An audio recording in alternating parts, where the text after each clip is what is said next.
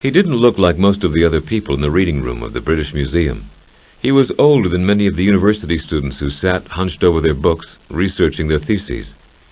He was in his 60s, with thick white bushy hair that bunched out over his ears, and a white wiry beard and mustache that hid the expression of his mouth. He had a high forehead, narrow crinkly eyes, and prominent dark eyebrows. He didn't look like the other people in the library either. Most of them were neat and well-dressed scholars who were pursuing favorite interests or professional projects. But he was wearing a shabby dark coat with frayed cuffs, and there were holes in his shoes. He also didn't seem to be doing much reading. He was writing furiously on notepaper, sometimes scratching out words, sometimes shuffling through his papers to find some previous remark, sometimes crumpling up a sheet and starting all over again.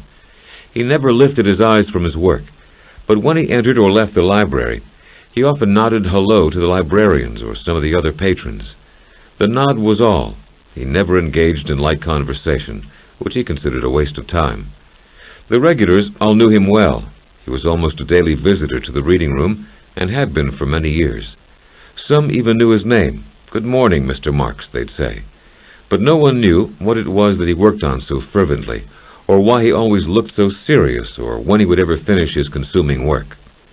What Karl Marx was working on those days in the late 1800s was a book he'd hoped would change the world. It was a book he spent half his life writing, and a book he never did finish. But his friend Friedrich Engels would finish it for him, all 1,000 pages. Sometime after its release, Das Kapital and the principles it described would indeed change the course of world history. The ideas of Karl Marx became the basis for social and political revolution in several countries, most notably the Soviet Union. His philosophy, known to the world as Marxism, had as extensive an impact as any philosophy in known history. Marxism is one of the great modern visions of human life and society, and also one of the most controversial. It was embraced by nations in Europe and the Far East, and by some in South America. It was despised by many countries in the West, where Marx will forever be blamed for the world conflicts of the 20th century. It was American songwriter Irving Berlin who wrote, "The world would not be in such a snarl had Marx been Groucho instead of Karl." Communism, which resulted from Marxism, but is not always the same thing, is one of the dominant political forces of this century. It's a force that conflicted head-on with opposing democratic and capitalist forces. For a long and tense period of history, it seemed as if both forces couldn't coexist on the same planet, or at least they couldn't coexist harmoniously. For that reason, the citizens of the 20th century were caught in the middle of an epic struggle of forces, a struggle in which the connection and differences between Marxism and communism often became blurred. Yet Marxism continues to be a living philosophy that's accepted with different degrees of commitment and with different interpretations by a great many people today.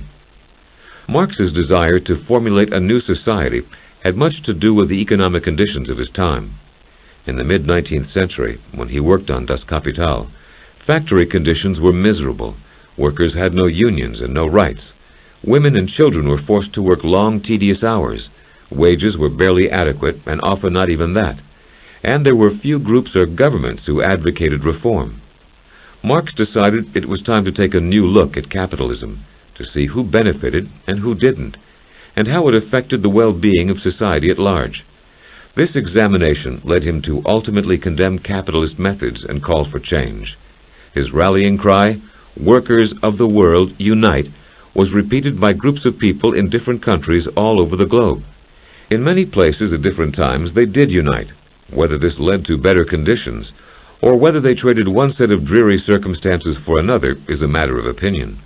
Either way, the resulting changes can't always be attributed to Marx, who, although offered the initial inspiration, had no control over the final results.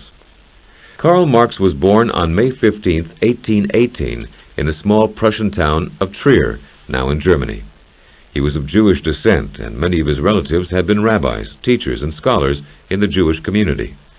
But Marx's father had converted to Christianity 2 years before Marx was born, because laws against Jews were making it hard for him to do well in his profession. After that, he went on to become a successful lawyer. Marx Sr. was an educated liberal with a taste for philosophy, especially that of Immanuel Kant. Karl was one of 8 children, most of whom didn't survive childhood. He was the second, and he was his parents' favorite. In school, he was only an average student, doing his best work in German, history, and the classics. He had very liberal teachers, so liberal that the secret police were watching the school all the time. One teacher, who was a progressive Democrat, was fired for his beliefs. Surrounded by all this liberalism, Karl began to develop a social conscience when he was still very young. In a school essay about what he'd like to do with his future, he wrote, "According to history, the greatest men are those who have worked for the general good. Experience calls him the happiest who has made most people happy."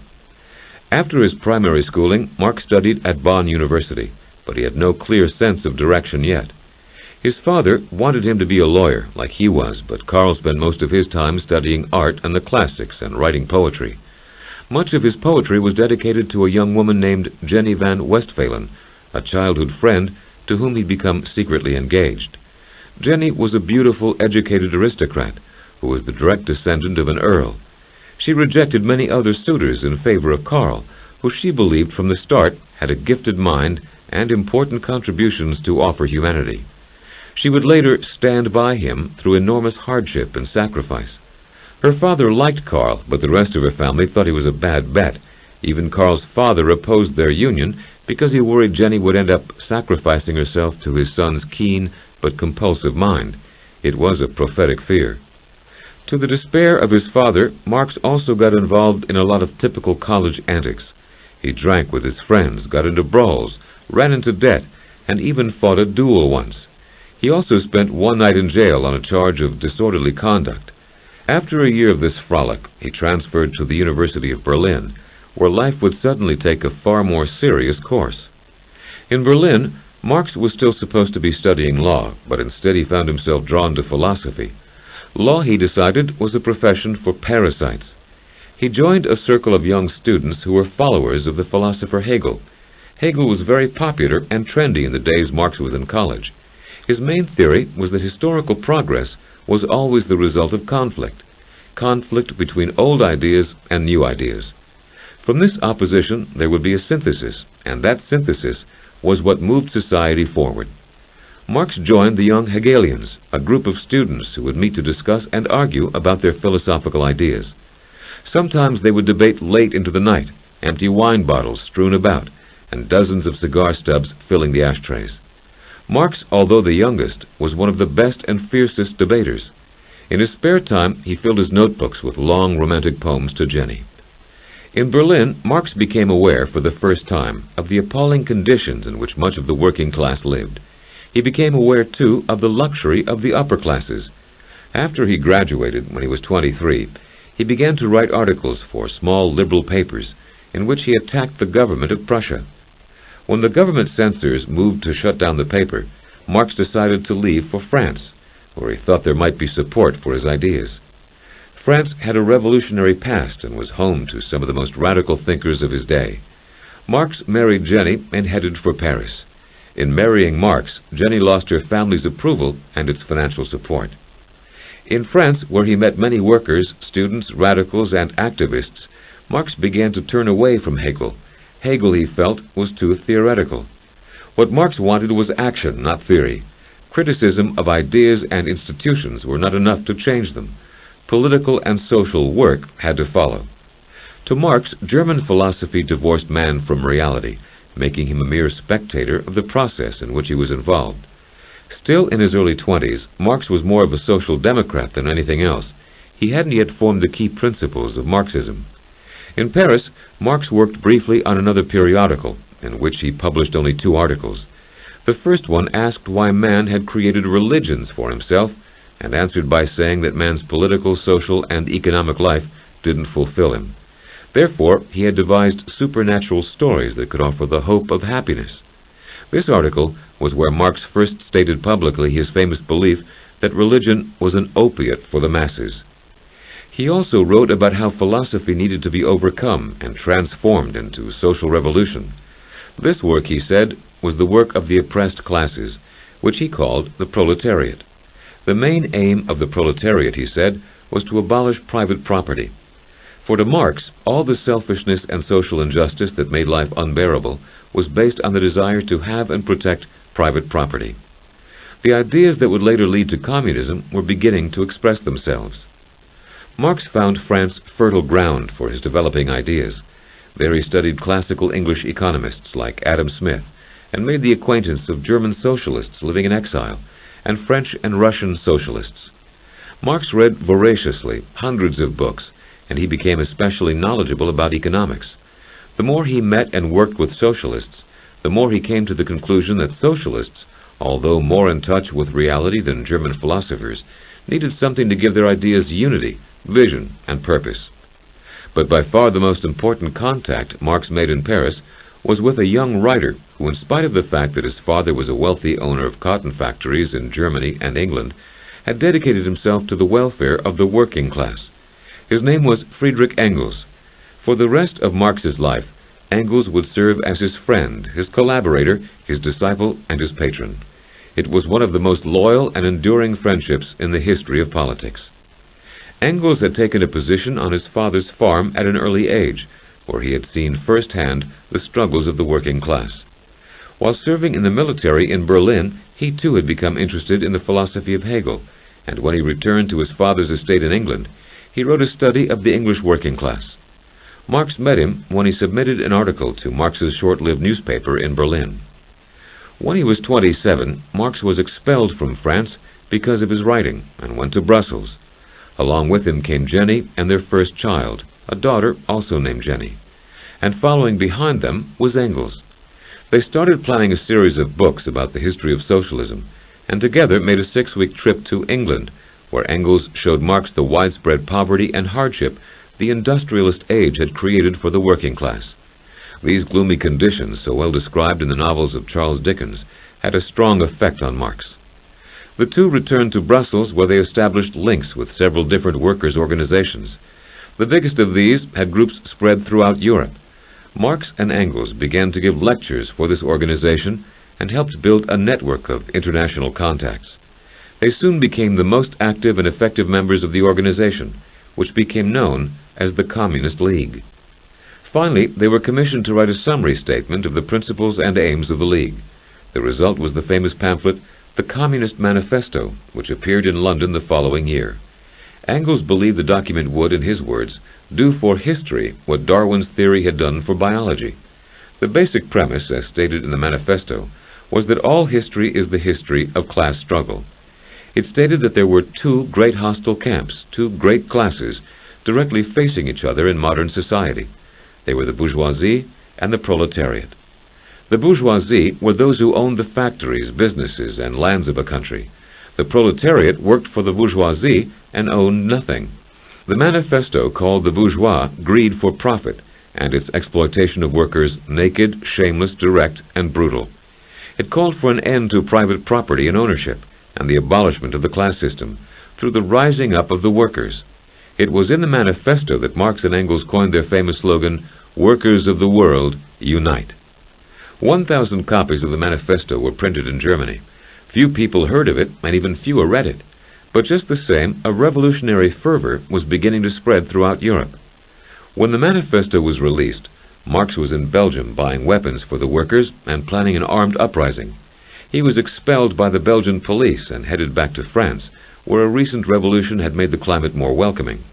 He began meeting with German exiles, helping plan a revolution in that country.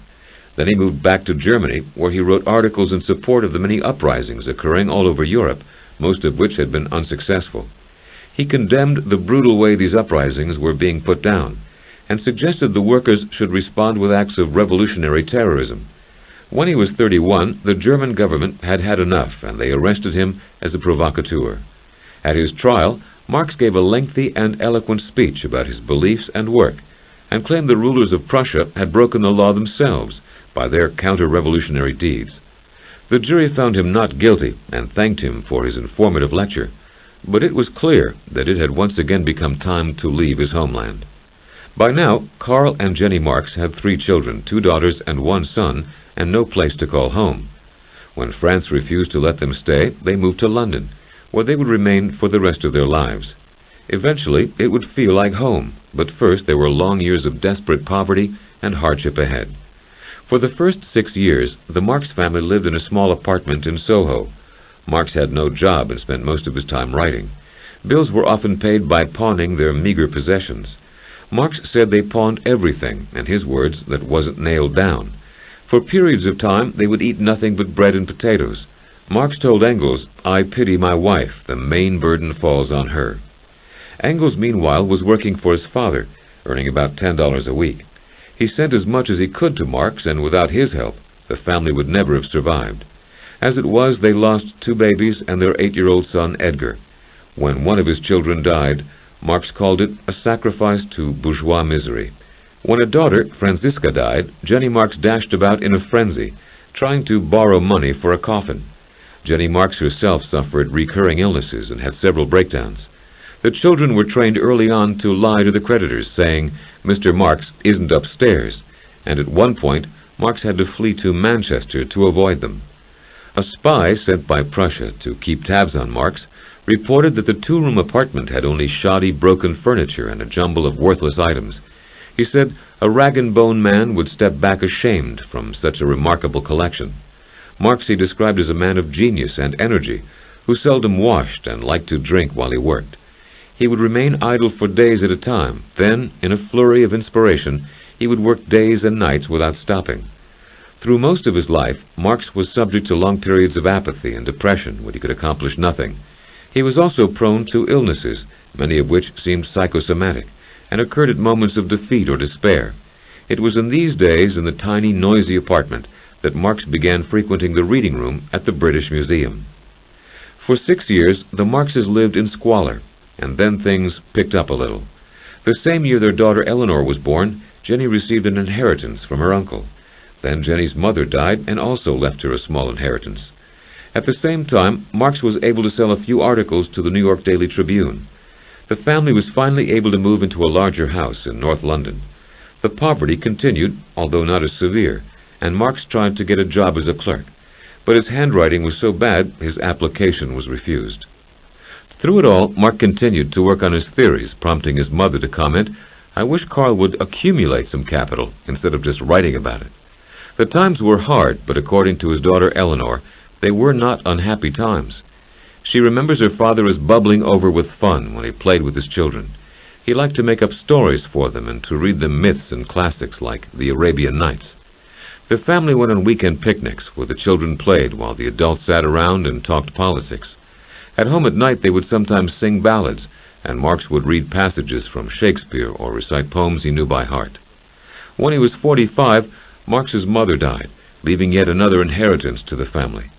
Marx, whose political fervor held no room for wasted sentiment, told Engels, "In the circumstances, I am needed more than the old woman." The family moved again to an even nicer house, but there were still visits to the pawn shop, and there were still continual illnesses. Now Marx suffered from a painful case of boils, which he described as a truly proletariat disease. When he was 46, Marx helped found the International Working Men's Association, commonly known as the First International. It was made up of workers from all over Europe who were committed to radical change. For several years, Marx committed his time and energy to the International, attending meetings, writing its reports, and formulating its principles. He was building a power base for the future. But the International was plagued with problems from the start. The members held widely different viewpoints. Some were anarchists, some were unionists, some wanted revolution, and some wanted reform. It finally fell apart under the weight of internal politics and struggles for control. While his work on the International was proceeding, Marx was able to finish and publish the first part of his book on economics, Das Kapital. Few people bought it, and Marx made no money from it. Engels, who had sold his share of his father's business, paid off all of Marx's debts for him, and then established a yearly stipend for the family. Then, in 1871, an event in France finally brought attention to Marx's writing. France was defeated in a war against Prussia, and the workers of Paris refused to accept the defeat. They set up a community in the middle of the city which they called a commune, armed themselves, and fought troops in the city streets. The workers became so violent they had to be brutally suppressed by government forces. The whole event lasted only 10 weeks, but it was a bloody 10 weeks, and there were many deaths. People began to believe that the Commune had taken its name from Marx's Communist Manifesto, and so overnight his fame began to increase. There were some who believed he even helped organize the revolt. As the years wore on, Marx gave up thinking he would see a successful revolution of workers in his own lifetime. He had seen too many try and too many fail. He continued to read a great deal and to follow the struggles of workers throughout the world, but his life became quieter and quieter.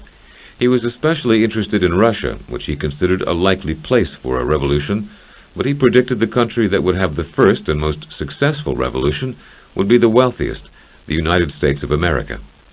As he grew older, Marx was plagued by rheumatism, headaches, and bronchitis. His daughter Eleanor took him frequently to a spa at Carlsbad in hopes of a cure. It was no longer possible for Marx to write or work hard, so he spent time with books or with his grandchildren, whom he adored. He liked to play with them in his garden. He was fun and affectionate with his family, but he grew more and more short-tempered with others. He always had a reputation for being inflexible and dogmatic in his discussions, and now he became increasingly intolerant of opposing opinions. He had few friends except Engels, who defended him to the end. Likewise, Marx would accept no criticism of Engels. When Marx was 64, his wife Jenny died of cancer. A year later, his daughter Jenny also died in her late 30s. It seemed the loss of his two adored Jennies was too much for Marx. Within 2 months, he himself was dead. He died in London, March 14, 1883, of an abscessed lung at the age of 65. There is a story that his last irascible words were, "Get out of here and leave me alone. Last words are for fools who haven't said enough already." At his funeral, Engels eulogized him as the best-hated and most calumniated man of his time, but added that he also died beloved, revered, and mourned by millions of revolutionary fellow workers. For 12 years after Marx died, Engels struggled to complete Das Kapital, working from the notes Marx had left behind. Engels would still be alive when Marx's reputation began to spread throughout the world, gaining wide popularity in many areas. But he, like Marx, never met Lenin or Trotsky, and never saw the Russian Revolution of 1917, which put Marx's principles into practice for the first time. 70 years after Marx died, the Communist Party erected a gravestone in London to honor him. At the top of it is Marx's quote, "Workers of all lands, unite." At the bottom is the quote, "The philosophers have only interpreted the world in various ways. The point, however, is to change it." 100 years after Marx's death, a third of the world's nations could claim Marx and Engels as the founding fathers of their systems of government, and 800 million people were living under Marxist-inspired communism. The views that so inspired these people and so alienated millions of others can be summarized this way. Karl Marx believed that a capitalist system, or a bourgeois system as he also called it, inevitably leads to antagonism between classes. This is because a value of a community is its labor, or the labor put into it by its workers. Yet the capitalist takes for himself part of this value, paying the worker a wage which is less than the value of the product the worker produces. He thus cheats and exploits the laborer, and this exploitation can't be overcome until capitalism is abolished. In his work, Marx refers to current abuses in the economic system, such as the practice of keeping wages as low as possible. Yet this issue of high and low wages isn't the key issue, for Marx feels that even if the laborer is paid well, he's still being exploited, partly because he is still working to make others wealthy. Many of Marx's ideas had their roots in the philosophy of Hegel, who influenced not just Marx, but Schopenhauer, Nietzsche, and the scores of philosophers who followed him. Hegel had put forth the idea that the world was in a constant process of transformation, from lower to higher orders of existence. Each new order emerged as an idea or thesis, and each thesis carried within it the seeds of its own destruction, its own opposing force or antithesis.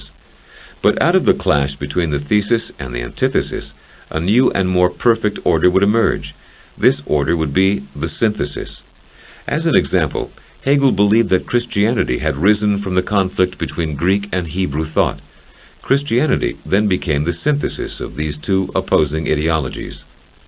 After every synthesis is complete, new ideas come in to challenge it. Conflict reoccurs, leading to yet another synthesis.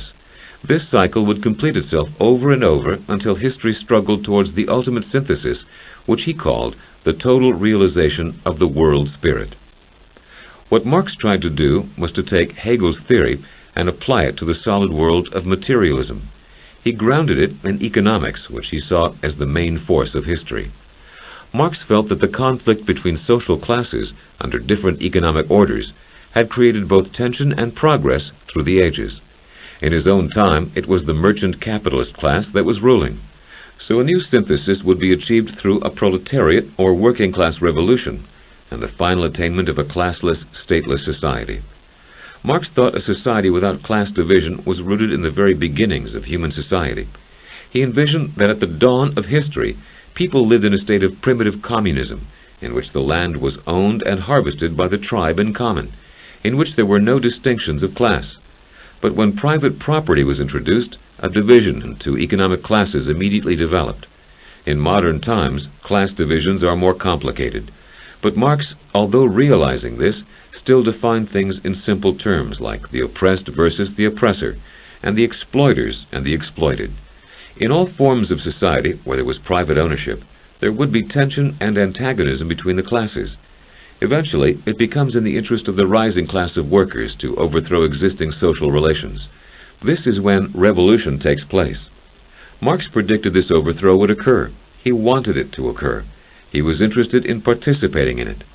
He was what we might call an activist philosopher, and in that sense he was different from all philosophers who went before him. Marx never approached philosophy as something removed from the world of events. He thought of his philosophy as a means of transforming the world, and not simply as an interpretation of the world. He hoped and intended for his writing to have a concrete, tangible result in the material world, a world in which he was very much involved. Das Kapital was a call to action. This was an important departure from philosophers who preceded him, and even from those who followed him. Their task, in their view, was to observe or intuit, to analyze, to interpret, and then to draw a hypothesis.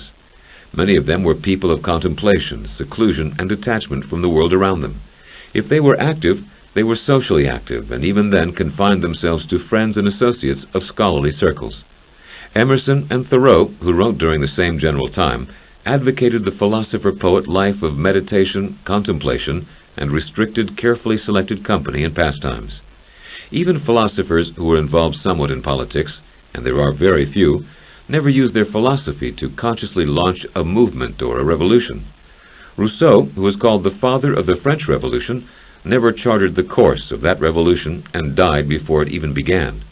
Most philosophers who wrote about government or politics did so in a theoretical sense, playing with ideas and ideals in their minds and on paper, and leaving it to the public to do what it might with the results. But Marx was unique. He was completely involved not just in creating a philosophy, but in trying to help it become manifest. The book Das Kapital is Marx's major and most important work. It took him nearly 30 years to write, and he finally released Part 1 in 1867 when he was 49. 2 years after his death, Engels had the second volume published, and 9 years after that, he released the third volume. The total book is over 1,000 pages long. When it arrived in Russia, a government censor let Das Kapital through with the comment that it's unlikely to find many readers among the general public. In Das Kapital, Marx analyzed the capitalist economy of the modern industrialized world. He examined how it works, the relationships between labor, value, wages, prices, and profits, and the ways in which the system exploited the workforce. His main focus was on the men, women, and children who lived lives of terrible poverty and intensive labor to produce the goods that made the ruling class rich. His descriptions of working conditions of the time are the most vivid and stirring parts of the book, and to some scholars, the strongest part of his message. Throughout the last few centuries, Marx stated, it had been the common worker's fate to suffer, in his words, the maximum of working time and the minimum of wages in order to supply capitalists with profits. Accumulation of wealth at one end, in one class, became contrasted with accumulation of misery, agony of toil, slavery, ignorance, brutality, and moral degradation at the other end.